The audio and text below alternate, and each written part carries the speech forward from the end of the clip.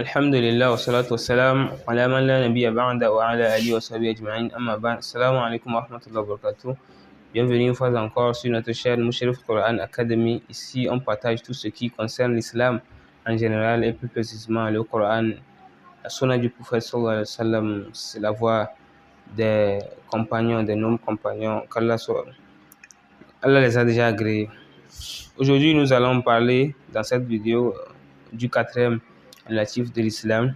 Je demande à Allah tout ce que je vais dire, que ça soit conforme à ce qu'il a dit dans son Saint-Coran ou bien à ce qu'il a enseigné à notre prophète Muhammad sallallahu alayhi wa sallam, et que je ne dévie pas. Au cas où je vais dévier quelque part, qu'Allah subhanahu wa ta'ala me pardonne et qu'Allah fasse que tout ce que je vais dire, que ce soit al-qawl ou al-fi'l, ce que je vais faire ou ce que je vais dire, ce que je vais faire, que ça soit al-ikhlas lillah ta'ala, que je le fasse avec sincérité et monothéisme pour Allah seul, l'unique. Donc je demande pardon à Allah, qu'il nous pardonne, qu'il pardonne à nos défunts musulmans et qu'il fasse de nous des croyants jusqu'au jour de la résurrection. Amin, amin, amin. Sans plus tarder, nous allons aller sur le quatrième.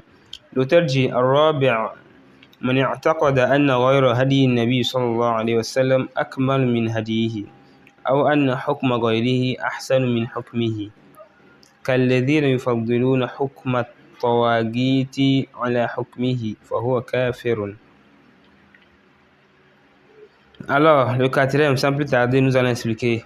Le quatrième, من اعتقد أن غير هدي النبي صلى الله عليه وسلم أكمل من هديه. Quiconque, ou bien tout celui qui croit à une croyance, ou bien un dogme, que quoi? أن غير هدي النبي صلى الله عليه وسلم أكمل من هديه. Qu'une autre voie, qu'un autre chemin, à part le chemin, la sunna du prophète sallallahu alayhi wa sallam, qu'Allah même a agréé, qu'il y a tout celui qui va croire que, à part la voie du prophète sallallahu alayhi wa sallam, la sunna du prophète, qu'il y a une autre voie, un autre chemin, une autre doctrine, si on peut dire, meilleure et quoi, complète que celle du prophète sallallahu alayhi wa sallam, est quoi? Kafirun. La personne a mécru. Si tu crois ça, tu crois à ça. Ou anna hukma ghayrihi, ou bien le jugement, ou bien la loi d'une autre personne, ou bien d'une autre chose, ahsanu min hukmihi, est meilleur que quoi? Que la loi ou bien le jugement du prophète sallallahu alayhi wa sallam. Et l'auteur a donné l'exemple, comme ceux qui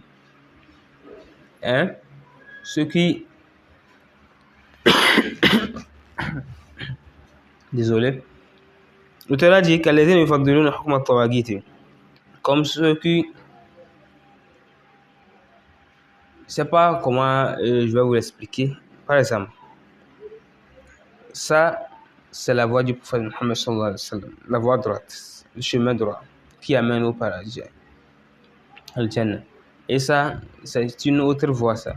Que ce soit la loi ou bien le jugement d'une créature, parmi les créatures d'Allah, d'un gouvernement, d'une association, d'un dogme, tout ça là, si tu crois que l'autre chemin est meilleur, ou bien tu dis que un autre jugement est meilleur que celui du prophète Muhammad sallallahu alayhi wa sallam, tu as mécru. Et à cet instant,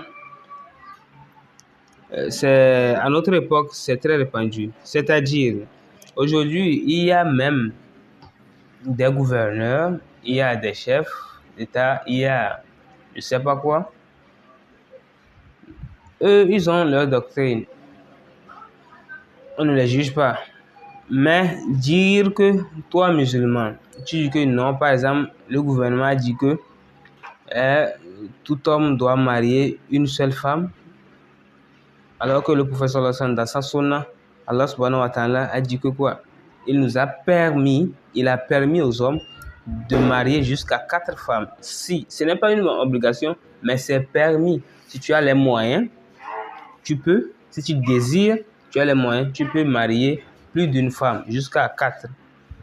Maintenant, soit une association, un gouvernement, je ne sais pas quoi, un roi a dit que non, que lui, il a décrété que tout homme ne doit marier qu'une seule femme. Et toi, musulman, tu crois que oui, c'est bon? Parce qu'on voit des musulmans qui disent ça, que oui, la monogamie, c'est une bonne chose, c'est une très bonne chose et c'est mieux par rapport à ce que l'islam nous demande de faire. La personne a mécru devant Allah, auprès d'Allah. Subhanallah. Vous voyez que nous tombons dans des choses, dans des erreurs graves, comme je l'avais dit dans la première vidéo pour l'annonce. Ou que ce soit un autre exemple, en islam, dans la sunna du prophète sallallahu alayhi wa sallam, quand on attrape un voleur, selon la charia, on coupe sa main. On coupe sa main, qu'Allah nous en préserve. Maintenant, toi, tu dis que non, c'est méchant. Pourquoi on doit couper sa main? Il doit aller rester en prison 3 semaines ou bien 3 jours et il ressort. Que ce que l'islam a dit, ce n'est pas bon. Que la loi que le gouvernement a décrétée est meilleure que celle de l'islam ou bien du prophète sallallahu alayhi wa sallam. Cher, sache que tu es devenu mécréant à l'instant où tu as dit ça. Tu as cru à ça.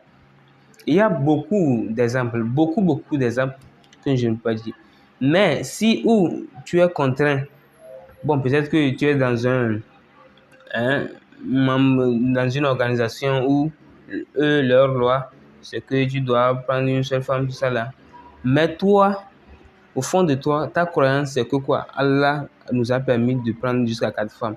Mais ici, c'est parce que je suis obligé, tout ça là. Mais tu ne crois pas que marier ou bien le monothéisme, la monogamie est meilleure que la polygamie qu'Allah subhanahu wa ta'ala nous a donné la permission de faire. Une fois encore, ce n'est pas une obligation qu'Allah nous oblige de prendre 4 femmes, mais on l'a permis selon il y a des conditions à remplir. Donc là-bas, c'est très important. Si tu es dans une organisation et tu vois que bon, tu es obligé de prendre une seule femme, mais toi-même, tu ne crois pas à ça, que le musulman, il doit s'arrêter à une seule femme. Là-bas, tu ne serais pas prise en compte. Allah subhanahu wa ta'ala ne va pas te juger par rapport à ça. Mais au cas où tu crois, tu seras jugé par Allah pour ta croyance là. Pour terminer maintenant, il y a quelque chose. Allah subhanahu wa ta'ala ne châtie ou bien ne punit pas un serviteur pour ce qu'il n'a pas fait. Mais Allah subhanahu wa ta'ala fait miséricorde ou bien pardonne ou bien même fait rentrer un de ses serviteurs ou bien ses serviteurs au paradis pour ceux qui n'ont même pas fait. C'est-à-dire Allah donne sans prendre en compte, mais ne punit pas sans que tu ne commets l'action. Tu peux ne pas faire une bonne action, mais Allah peut te faire rentrer au paradis. Mais Allah ne te fera jamais châtier ou bien te faire rentrer en enfer sans que tu ne commets un acte qui vaut ce châtiment-là. C'est pour cela, dans d'autres hadiths du prophète Muhammad sallallahu alayhi wa sallam, il a dit Man hamma bi hasanatin falam ya'malha katabaha Allah biha indahu ashar ou bien hasana. Tu as l'intention ou bien dans ton cœur tu as noué de faire une bonne action, même si tu ne pratiques pas ou bien tu ne mets pas en action, mais dans ton cœur tu voulais faire cette bonne action, Allah dit que quoi?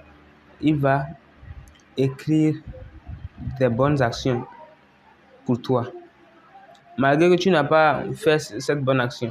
Mais contrairement à un acte ignoble ou bien un péché, وَمَنْ هَمَّ بِسَيِّئَةٍ فَلَمْ يَعْمَلْهَا, quiconque a eu l'intention, écoutons bien, quiconque a eu l'intention de faire une mauvaise chose et à la fin il ne le fait pas, il revient vers Allah et dit Astaghfirullah, il se repent, on va l'écrire de bonnes actions encore. Ça veut dire que tu ne peux jamais être châtié pour une chose que tu n'as pas fait.